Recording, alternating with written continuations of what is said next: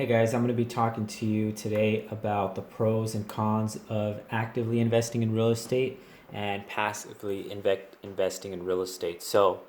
Let's go ahead and get right into it. So, what are the pros of actively investing in real estate versus passively investing in real estate? All right, so number one, actively investing in real estate, the biggest benefit is probably going to be that you have 100% control. So when you're actively investing in real estate, maybe you're buying a rental home, a fix and flip property, an industrial complex, an apartment building, whatever it is. Maybe it's you, a spouse, and one or two other people that you're actively uh, investing in. All right, so you have 100% control. Of course, you're going to have 100% of the risk if something were to go wrong, but we're talking about pros right now. So 100% control, big benefit. Number two is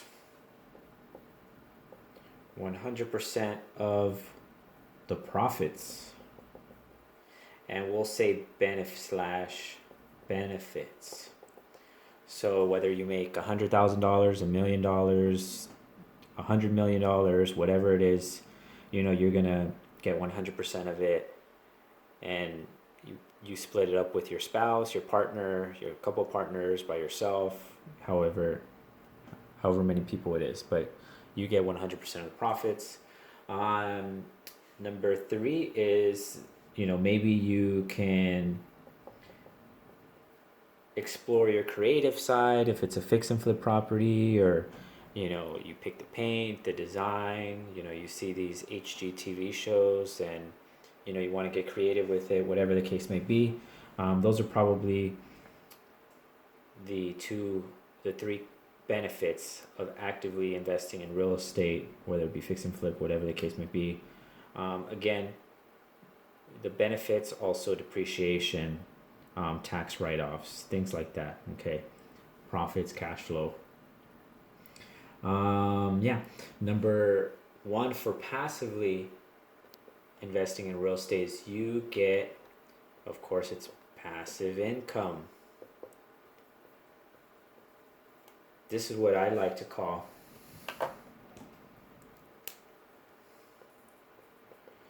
mailbox money.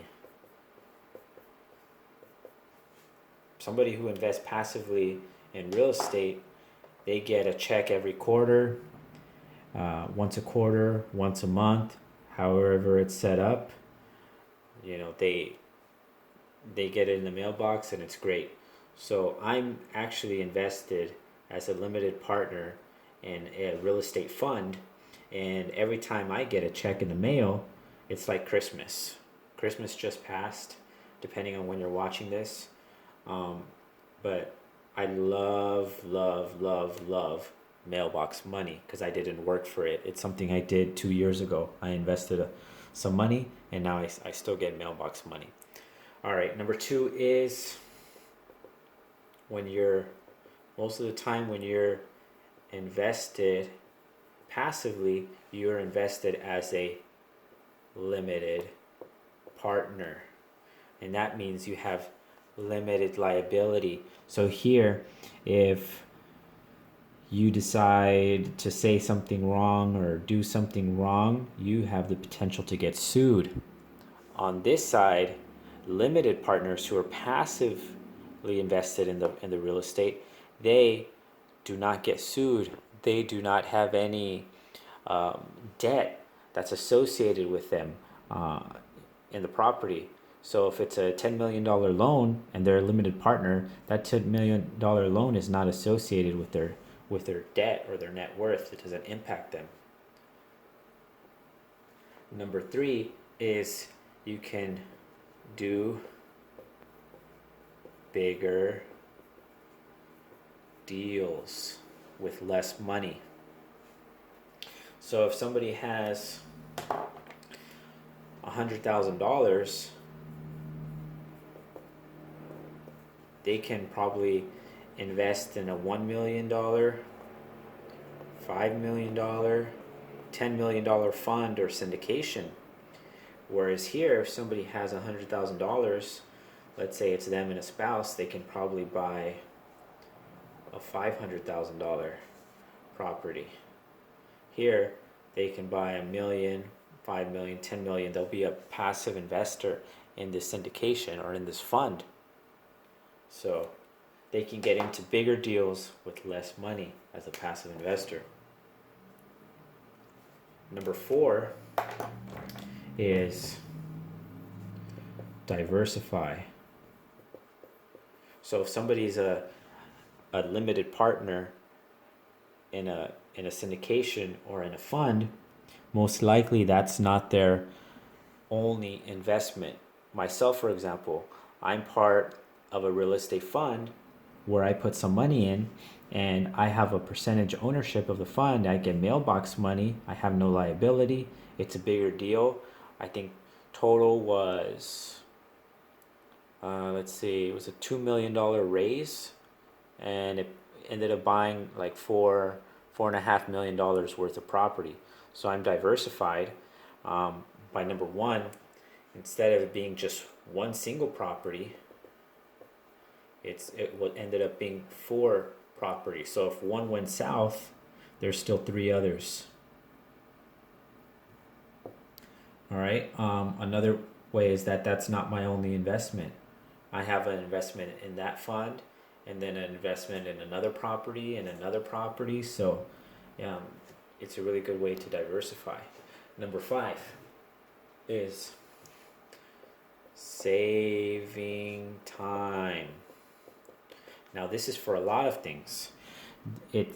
By passively investing, you're saving the time that an active investor would be dealing with tenants, would be dealing with property issues that arise, would be dealing with legal issues or just legal setup, maintenance.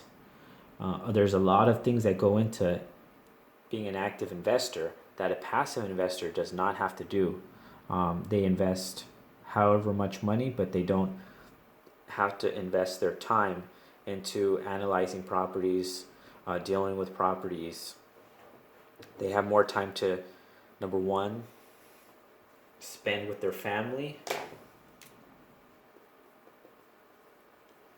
They can spend it on their career goals or other ventures, maybe with the church, maybe with other organizations that they care about. Maybe they're a young up and coming, doctor, entrepreneur, tech, engineer, artist, whatever the case may be, whatever their career is, they have more time to focus on their career.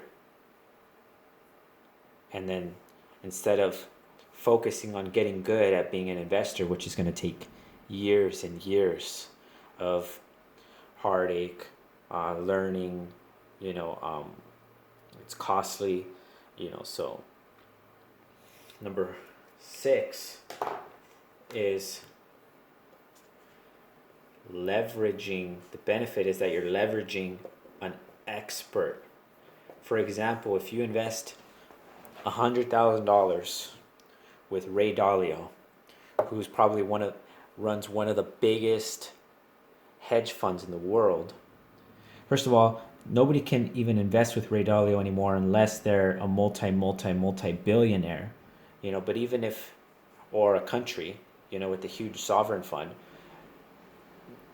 So if somebody has $100,000, 50 years ago, and they were able to invest with Ray Dalio, they didn't have the knowledge to make that money grow, but they're working with an expert who's able to make that money grow for them. Okay, so same thing with real estate. If you're, investing with somebody who has a track record of, outperforming the market, who has a track record of doing amazing deals and, making a lot of money, a person can invest passively with them and, make a lot of money, ride their coattail. And then number 7, kind of talked about a little bit here, saving time, and this is mainly saving time to be with family, focus on other things, career, things that matter to you, but also saving time slash stress at getting good at this, getting good at the years of heartache, because it doesn't matter what it is. If somebody's a basketball player, a football player, a baseball player, a soccer player, anything, it takes years and years to get really good at something. So by being a passive investor, again, you're leveraging the expert, putting your money with the expert, not having any risk, and you're saving yourself the time and stress instead of doing it over here, where you're the main person, you make all the decisions, you have the control, you make all the profits, but it takes a lot of years to get to that point, and you're working your way up from small deals to bigger deals, versus here you're able to, with this a little bit amount of money, you're able to get into bigger deals. Okay, so next let's talk about the cons of each. What are the cons of actively investing versus passively investing? So cons, active,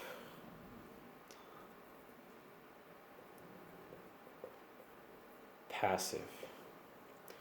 All right, so the cons of actively investing. Again, it takes time to get good. Not only time to get good, it also takes money to learn. Not only to take courses, but money as you're learning, as you're going through the process of doing your deals. So that's a lot of time to get good, and money. Number two, you could get sued. You could get sued. This is a big one, especially nowadays. Say the wrong thing, do the wrong thing, you could get sued. All the liability. Put right here, 100% liability. So a lot of liability here. Number three, failures, heartaches.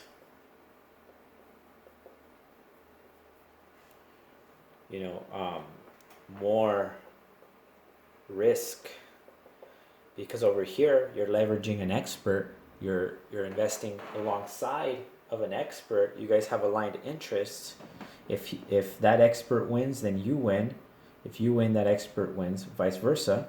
Here you're all on your own, or with a partner, or maybe with a mentor or a spouse or whatever. There's failures, there's heartaches, things like that. Number four is it could cause a strain